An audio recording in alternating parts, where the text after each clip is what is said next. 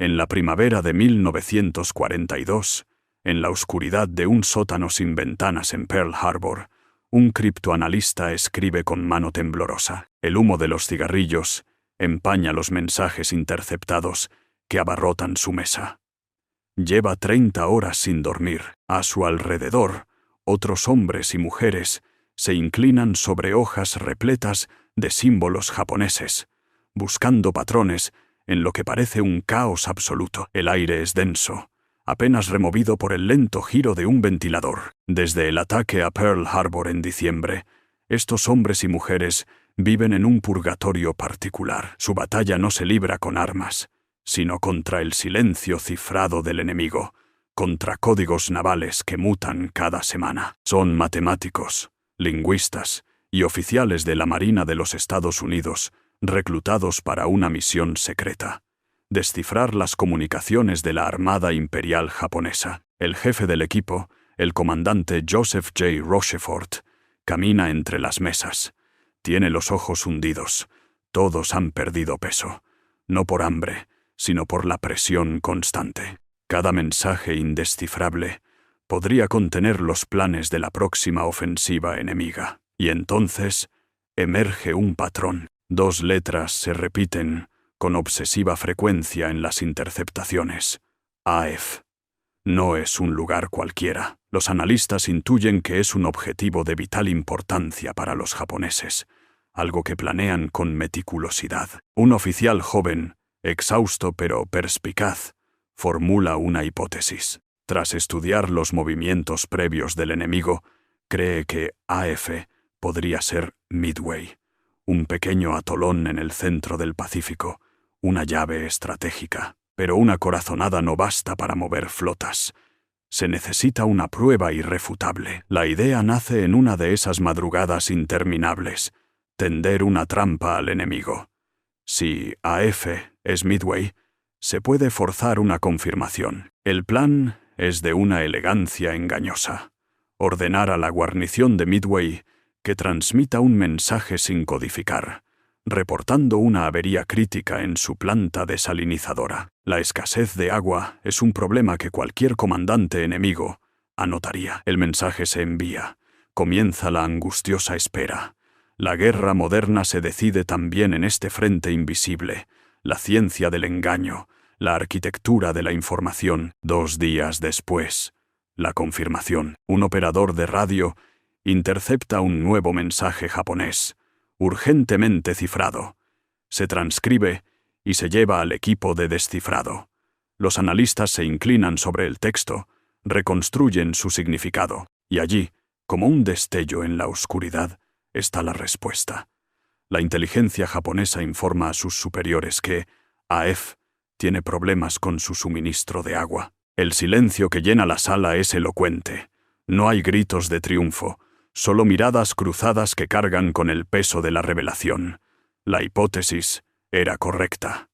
AF es Midway. Y ahora saben que la poderosa flota combinada japonesa se dirige hacia allí, creyendo llevar la iniciativa. En ese sótano sofocante, un puñado de mentes agotadas logró lo imposible.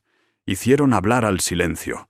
Convirtieron una intuición en la ventaja decisiva. La batalla de Midway, el punto de inflexión en el Pacífico, no comenzaría con el rugido de los cañones, sino con el susurro descifrado en un código. Poco después, en su despacho con vista al puerto, un almirante observa los restos humeantes del USS Arizona, una cicatriz permanente en el agua. Es Chester W. Nimitz, comandante en jefe de la Flota del Pacífico de los Estados Unidos.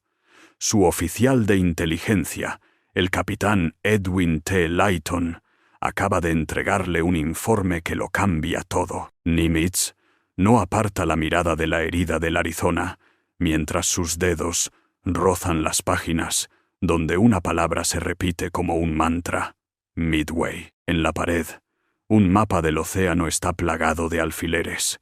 Los rojos, que marcan las posiciones de la Armada Imperial japonesa, superan con creces a los azules. Nimitz, un hombre de mar curtido y de pocas palabras, tiene una obstinación en la mirada que se niega a aceptar la derrota. El informe de la estación de criptoanálisis, HIPO, es contundente. Una inmensa flota japonesa, con al menos 4 portaaviones pesados, el núcleo de su poder ofensivo, se dirige hacia el atolón de Midway. No es una conjetura, es un hecho verificado. La certeza de los descifradores es total. La decisión que Nimitz debe tomar ahora es monumental. Si confía en esta inteligencia, deberá comprometer la totalidad de sus escasas fuerzas disponibles hacia un punto minúsculo en el mapa. Si los criptoanalistas se equivocan, habrá dejado desprotegida la costa oeste de Estados Unidos y habrá entregado su flota a una trampa. Pero si tienen razón, y él no actúa, perderá la única oportunidad de interceptar al enemigo y cambiar el curso de la guerra. En los días siguientes, el mando se enfrenta a crisis consecutivas. Su almirante más agresivo y experimentado, William Bull Halsey, está postrado en un hospital de Pearl Harbor, incapacitado por una grave dermatitis. El hombre destinado a liderar la fuerza de tarea de portaaviones no puede ni salir de su cama. Nimitz necesita un sustituto, y rápido. Su elección recae en el contraalmirante Raymond Spruance, hasta entonces comandante de una división de cruceros. Es un táctico metódico y frío, sin experiencia directa al mando de portaaviones en combate. Para muchos, es una elección arriesgada. Pero Nimitz intuye que, en esta batalla, la frialdad calculadora de Spruance podría ser más valiosa que la pura audacia. Y luego está el problema del tercer portaaviones. El USS Yorktown, gravemente dañado en la batalla del Mar del Coral, está en dique seco. Los ingenieros estiman que necesitará 3 meses de reparaciones exhaustivas. Nimitz no tiene 3 meses, tiene días. Les ordena que hagan lo imposible, darle al Yorktown una reparación de emergencia, solo lo esencial para que sea operativo. Tienen 72 horas, dice. Es una orden nacida de la aritmética desesperada. Enviar 2 portaaviones contra 4 es un suicidio. Necesita 3. Una legión de obreros de los astilleros de Pearl Harbor se abate sobre el Yorktown. Soldadores, caldereros, electricistas, trabajan turnos ininterrumpidos bajo focos que convierten la noche en día. No reparan, improvisan, parchan, aseguran. 72 horas más tarde, el portaaviones zarpa hacia su destino, con decenas de obreros aún a bordo, terminando los trabajos mientras navega. La noche anterior a la partida, Nimitz se permite un instante de duda. Ha apostado todo. La inteligencia de un código descifrado, la pericia de un almirante sin experiencia en portaaviones, la resistencia de un barco herido. Si se equivoca, la historia lo recordará como el hombre que perdió lo que quedaba de la flota del Pacífico. Pero en su interior hay una certeza más profunda que la fe. En la guerra, cuando el enemigo es más fuerte, la cautela no es prudencia, es otra forma de rendirse. Bajo el mando de Spruance, los portaaviones USS Enterprise y USS Hornet zarpan. Horas después, el USS Yorktown los sigue, navegando con una leve escora, como un hombre que corre con una herida mal cosida. Los marineros miran cómo las luces de Pearl Harbor se desvanecen en el horizonte. En la oscuridad, los 3 portaaviones se adentran en el Pacífico. No son solo 3 barcos. Son la última y desesperada apuesta de una nación. A bordo de esos mismos portaaviones, en las horas previas al amanecer del 4 de junio, un joven piloto se ajusta el casco mientras escucha las últimas instrucciones. Sabe que muchos de los hombres a su alrededor no verán el atardecer. La sala huele a gasolina, sudor y café frío. Algunos escriben en cuadernos con letra apretada. Otros miran sus manos en silencio. Nadie menciona el miedo, pero está ahí, como un tercer tripulante invisible en cada cabina. Los pilotos se reúnen alrededor de mesas, donde los oficiales despliegan fotografías aéreas del atolón de Midway y esquemas de las supuestas formaciones enemigas. Las instrucciones son claras. pero todos saben que esa claridad se desvanecerá cuando el motor arranque y el océano se convierta en un desierto sin referencias. Un comandante veterano les habla de una táctica fundamental: volar en parejas, cubriéndose mutuamente. Es una lección nacida de la realidad. Sus aviones, como los torpederos TBD Devastator, son más lentos y menos maniobrables que los ágiles cazas Zero japoneses. En un duelo individual, perderían. Así que deben convertir la debilidad en estrategia, olvidar la gloria del duelo solitario y aceptar que la supervivencia depende del compañero que vuela a su lado. Es una lección que se aprende en segundos o se paga con la vida. En las literas, antes del amanecer, algunos escriben cartas. No todas llegarán a destino. Un piloto escribe a su madre con caligrafía cuidadosa, como si las palabras bien formadas pudieran protegerla del dolor. Hay algo desgarrador en escribir despedidas antes de partir, pero también necesario, una forma de dejar algo de uno mismo en tierra firme antes de entregarse al vacío del Pacífico. En el propio atolón de Midway, la situación es aún más desesperada. Los infantes de marina preparan sus aviones con una determinación que roza la furia. Sus máquinas, como los anticuados cazas Brewster F-2A Buffalo, son reliquias. Saben que volar contra los ceros es casi una misión suicida, pero es una inmolación calculada. Alguien debe salir a enfrentarlos. Alguien debe dar a la flota japonesa algo en qué pensar. Ganar minutos preciosos, mientras los portaaviones estadounidenses se acercan desde el horizonte. Un oficial camina entre los aviones tocando las alas con la palma de la mano. Algunos pilotos bromean con una risa forzada. Otros revisan sus armas por 10ª vez. Es el ritual de los que saben. No hay ilusiones ni discursos sobre gloria. Solo la comprensión silenciosa de que el Pacífico está a punto de cobrarse su tributo. Cuando llega la orden, nadie corre. Caminan con pasos medidos hacia sus aviones. Se ayudan unos a otros a ajustar los arneses. Un mecánico golpea suavemente el fuselaje de un Dauntless antes de que despegue. Un gesto pequeño que lo dice todo. Te he dado todo lo que tengo. Ahora depende de ti. En la cubierta de los portaaviones, el mar es un espejo oscuro. Los aviones se alinean con las alas plegadas. Los pilotos están en sus cabinas, los motores en marcha, sintiendo la vibración que se instala en el pecho. Algunos cierran los ojos un momento, otros miran hacia adelante, hacia la pista que siempre parece demasiado corta. El oficial de cubierta levanta la bandera. El primer avión acelera, las ruedas golpean la madera, y entonces está en el aire, suspendido entre el cielo y el mar. Otro lo sigue. Y otro, cada despegue, es un pequeño milagro, una oración lanzada al vacío. Los motores rugieron al amanecer. No había gloria en aquel momento, solo el deber sereno de hombres ordinarios. Sabían que su valor no se mediría en si sobrevivían, sino en si, con su sacrificio, le daban a su flota la oportunidad, el tiempo justo, para cambiar el curso de la guerra. Poco después, en la penumbra del amanecer, un operador de radar de la guarnición del atolón observa su pantalla. Su corazón se detiene. Cientos de puntos luminosos avanzan hacia el archipiélago. No son interferencias.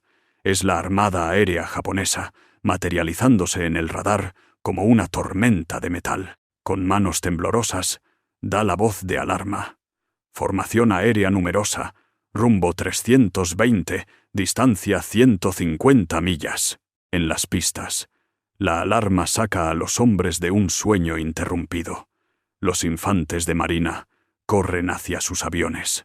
No hay tiempo para protocolos. Los mecánicos hacen girar las hélices de máquinas, como los anticuados cazas Brewster F-2A Buffalo, mientras los pilotos se acomodan en cabinas que deberían estar en museos. El comandante de vuelo sabe que envía a sus hombres a una misión casi suicida. La estrategia es desesperada pero calculada. Cada minuto que los ágiles cazas Zero japoneses pasen ocupados con estos aviones obsoletos Es un minuto que no dedican a los portaaviones estadounidenses que se aproximan. Los motores rugen y los aviones despegan en una secuencia caótica. Se elevan hacia un cielo que aún conserva la oscuridad en el horizonte. Y entonces los ven. Una imponente formación de bombarderos en picado Aichi de 3 Aval y torpederos Nakajima B5N Kate. Escoltados por ceros, se acerca con precisión mecánica. Los marines aprietan los gatillos de sus ametralladoras, pero es como intentar detener una avalancha con un grito. Los ceros caen sobre ellos. El cielo se convierte en un infierno de trazadoras y explosiones. Uno a uno, los lentos Búfalo empiezan a arder. Es una carnicería. Algunos pilotos logran eyectarse, otros permanecen en sus cabinas hasta el final. Desde tierra, los defensores observan las estelas de humo que marcan la caída de sus compañeros. No hay tiempo para contar las pérdidas. El sentido ahora es preparar las baterías antiaéreas. Los bombarderos japoneses ya están sobre el atolón. Las bombas comienzan a caer.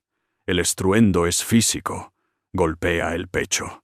La tierra se levanta en columnas de arena y fuego. Los hangares estallan, y los depósitos de combustible arden con una intensidad que desafía la luz del amanecer. Pero en esos mismos minutos de caos y sacrificio, algo crucial ha sucedido.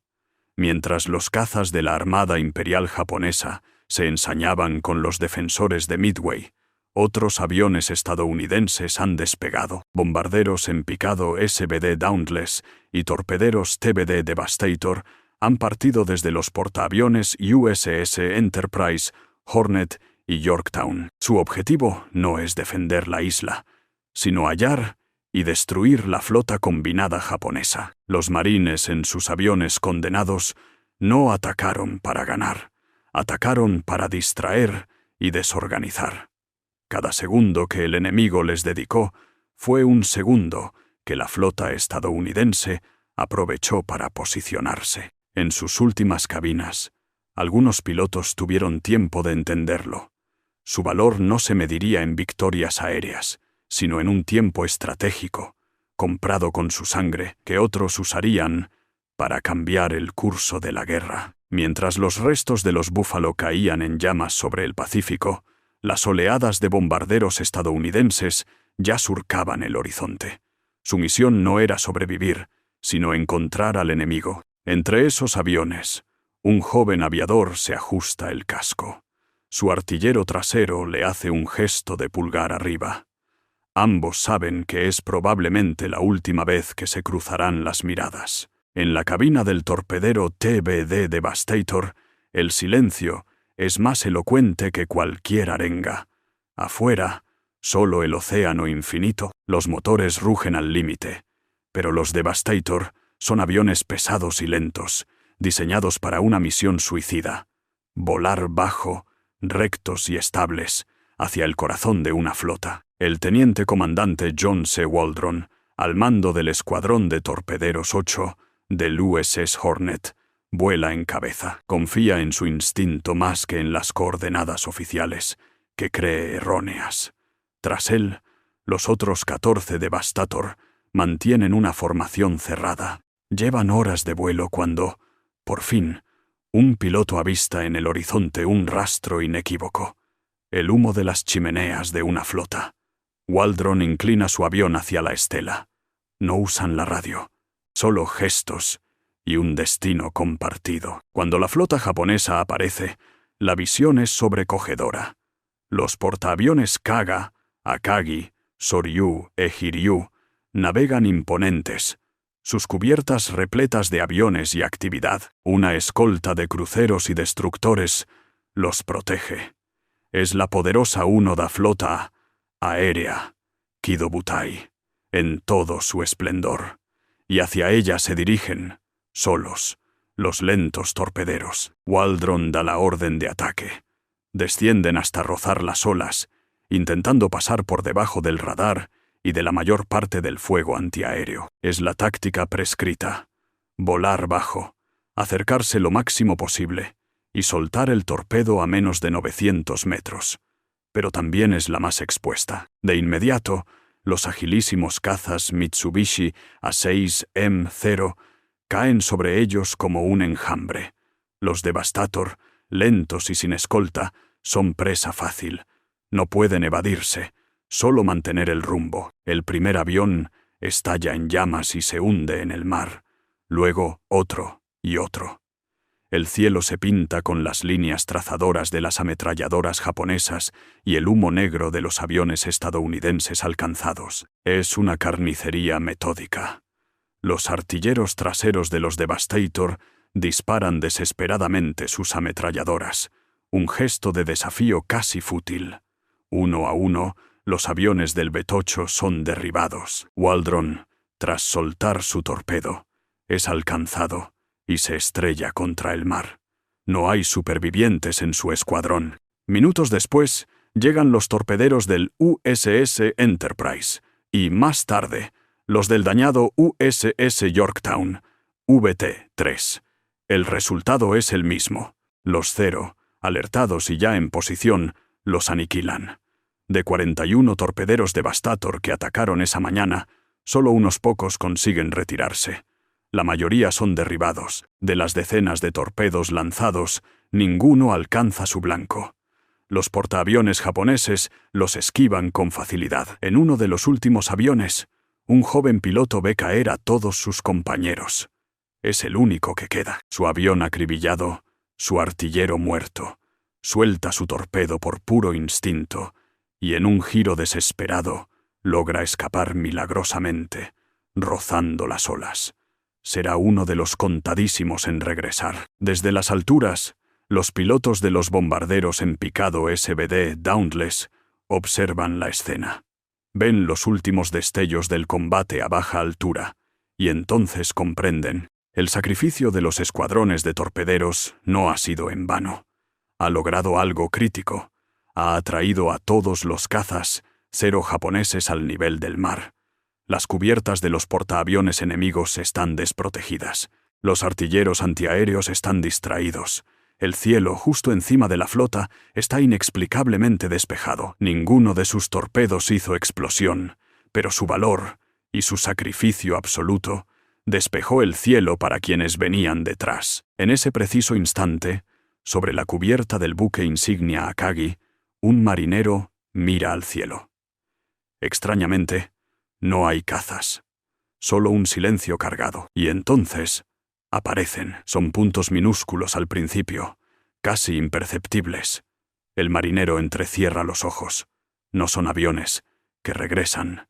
Descienden. Los bombarderos en picado SBD Dauntless del USS Enterprise y el USS Yorktown caen desde las nubes como piedras, y su rugido se convierte en un aullido desgarrador que lo inunda todo. En las cubiertas de los portaaviones japoneses reina un caos de otro orden, no el del combate, sino el de la rearmamentación apresurada. Aviones están alineados ala con ala, tan juntos que es difícil pasar. Por todas partes hay munición y bombas de alto poder explosivo sin estivar, expuestas al aire. Mecánicos, con las manos negras de grasa, trabajan a toda prisa. El almirante Chuichi Nagumo ha ordenado un cambio de armamento, de bombas para atacar Midway a torpedos para los portaaviones estadounidenses avistados, y ahora de vuelta a bombas. Las cubiertas son un polvorín. Nadie mira hacia arriba. Los cazas Zero están a baja cota, acabando con los últimos torpederos. El cielo sobre ellos está vacío. O eso creen. A las 10:22, el primer Dauntless encuentra su blanco. La bomba de 1,000 libras del alférez Dick Best atraviesa la cubierta de vuelo del Akagi como un cuchillo al rojo vivo y explota en el hangar inferior, atestado de aviones, torpedos y combustible. La detonación es una onda de choque que retuerce el acero. Luego, el infierno. El fuego, alimentado por la gasolina de aviación, se propaga con voracidad incontrolable. Casi al mismo tiempo, otro escuadrón se abate sobre el Kaga. 3 bombas impactan con precisión letal.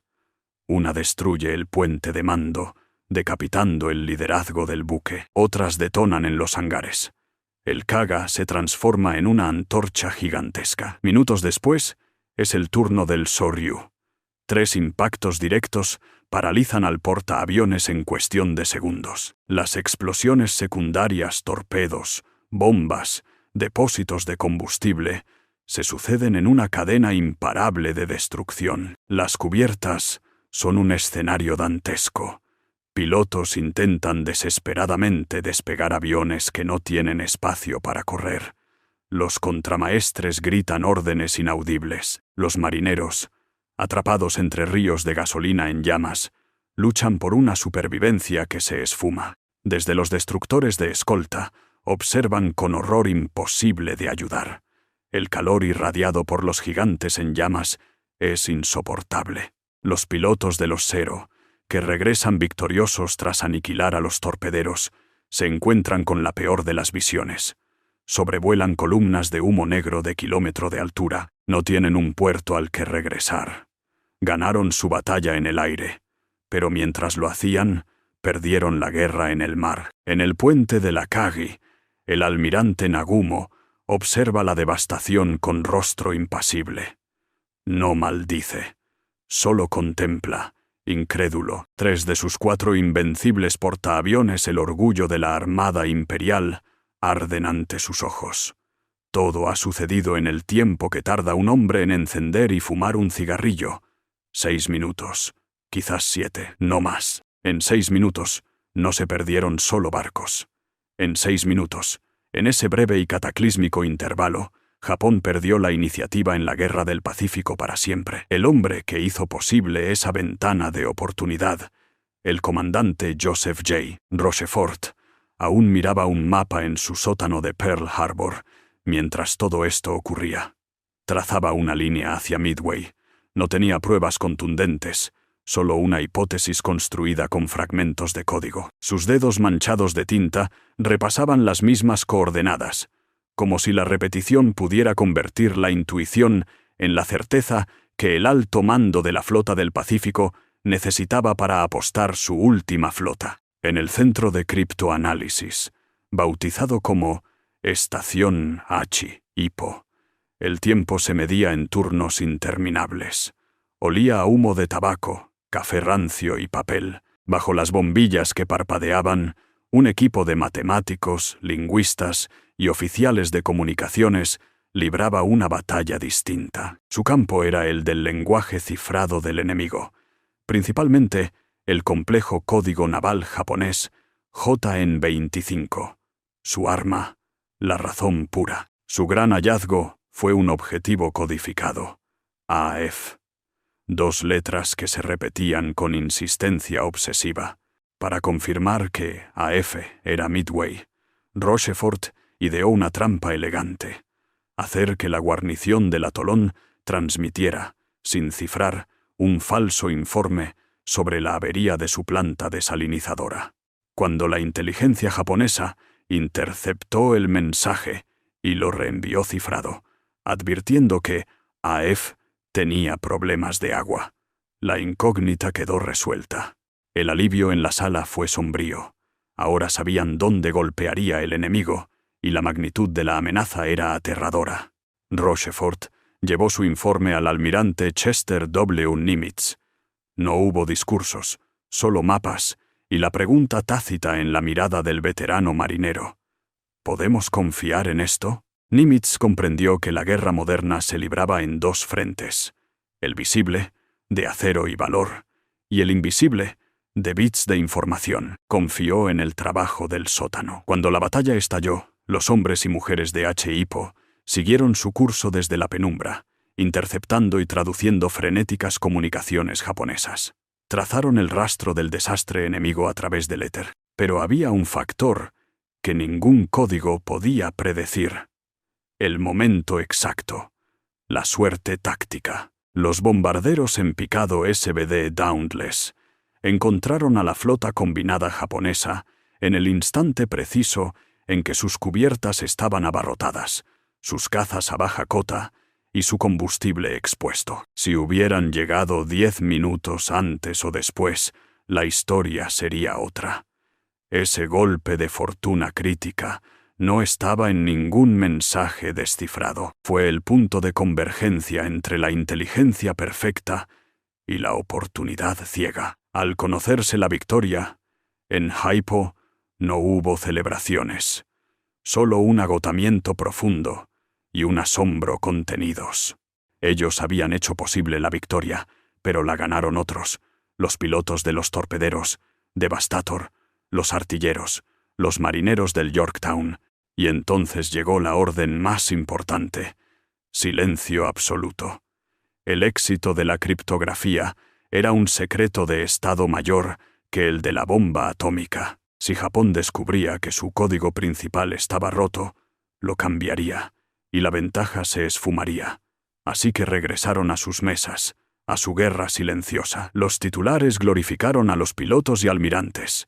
Nunca mencionaron el sótano. La batalla de Midway, el punto de inflexión de la Guerra del Pacífico, fue presentada como un triunfo de la audacia naval y un milagro.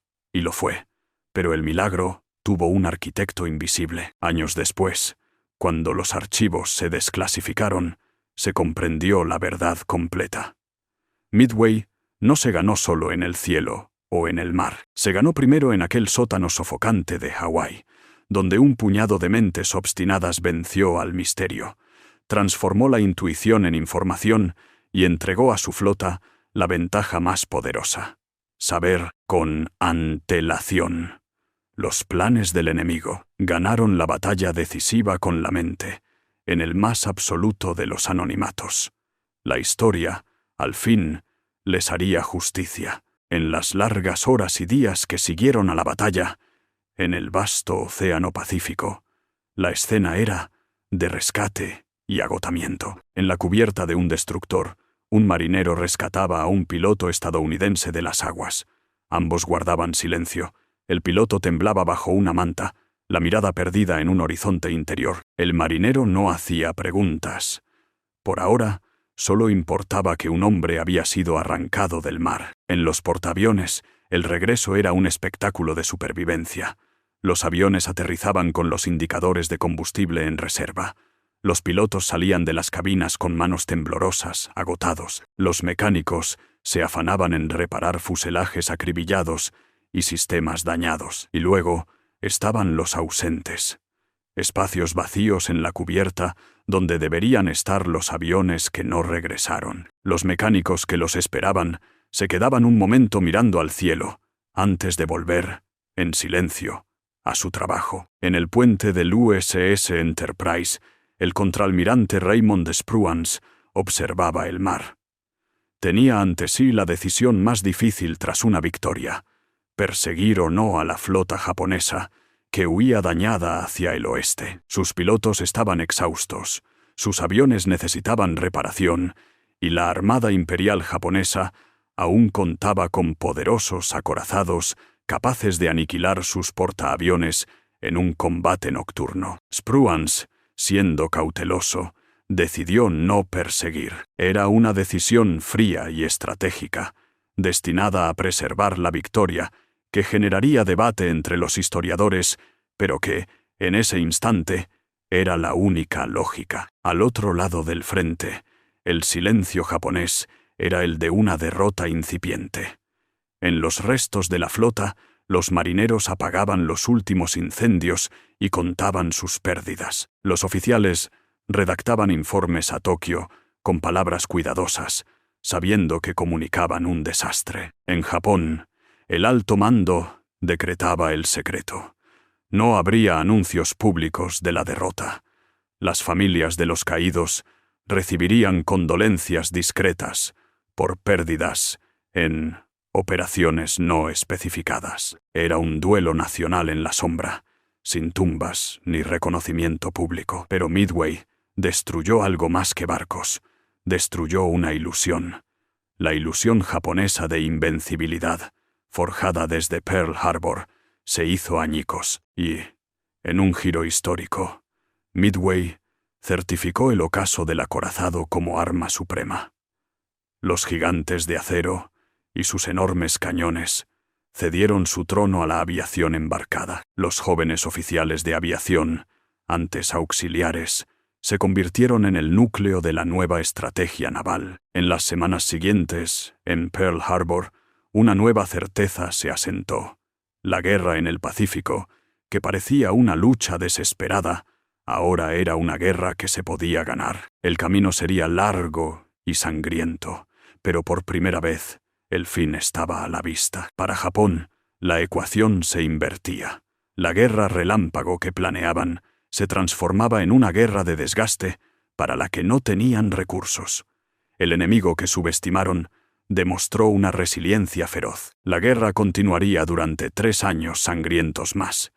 Pero después de Midway, aunque nadie lo dijera en voz alta, todos, en ambos bandos, comprendieron una verdad fundamental. Midway no fue el final, fue el principio del final. Hoy, el viento barre las pistas de aterrizaje abandonadas en el atolón.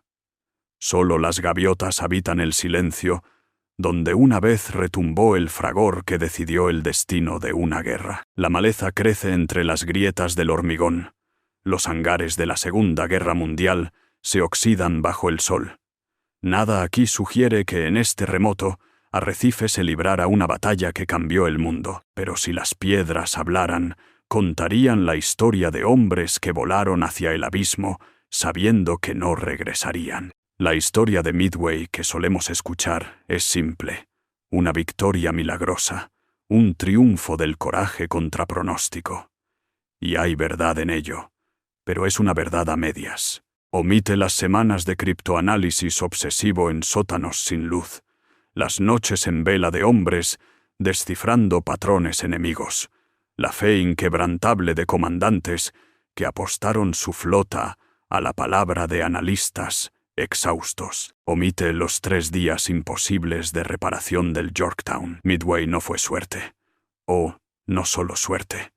Fue la convergencia perfecta de inteligencia meticulosa, sacrificio consciente y una preparación que convirtió lo imposible en urgente. Fue la decisión de confiar en especialistas civiles, de escuchar a pilotos novatos con ideas heréticas, de entender que la guerra moderna se ganaba con doctrina flexible tanto como con potencia de fuego. En el fondo, en el Pacífico de 1942, se enfrentaban 2 mundos. De un lado, un imperio de jerarquía férrea, donde las órdenes fluían de arriba a abajo sin discusión, donde el individuo se disolvía en el colectivo y el honor supremo era morir por el emperador. Del otro, una coalición de ciudadanos mecánicos, profesores, granjeros que hacían preguntas, improvisaban cuando los planes fallaban y desobedecían órdenes absurdas. No luchaban por un dios terrenal, sino por volver a casa, por proteger a sus familias,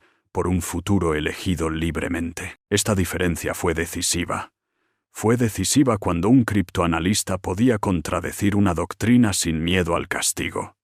Cuando un piloto proponía una táctica desesperada y sus superiores la escuchaban, cuando unos obreros de astillero trabajaban hasta colapsar no por una orden, sino porque comprendían la trascendencia de su tarea. El imperio japonés era una máquina perfecta, mientras todo siguiera el plan.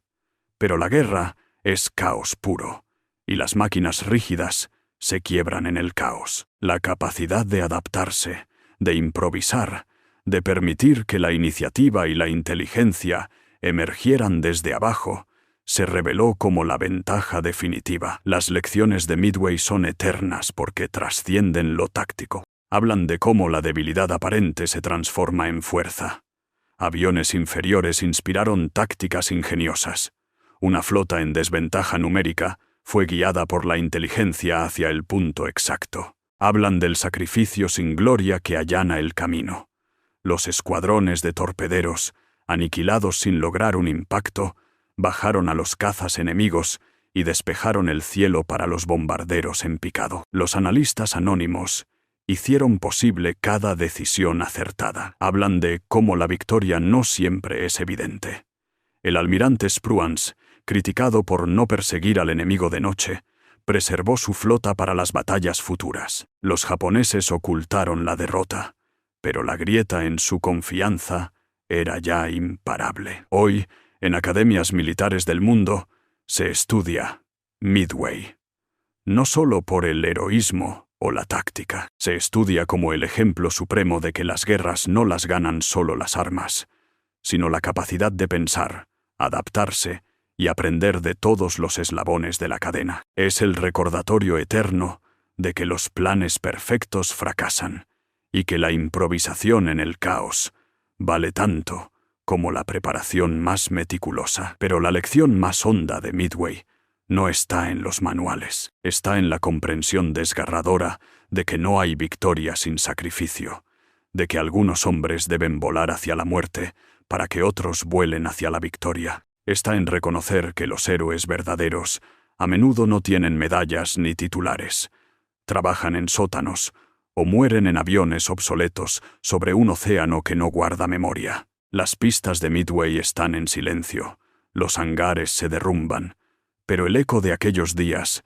resuena cada vez que la inteligencia desafía a la fuerza bruta. Resuena cuando personas ordinarias deciden que hay algo más grande que su propia supervivencia. En cada conflicto, en cada desafío que parece insuperable, late la misma verdad imperecedera.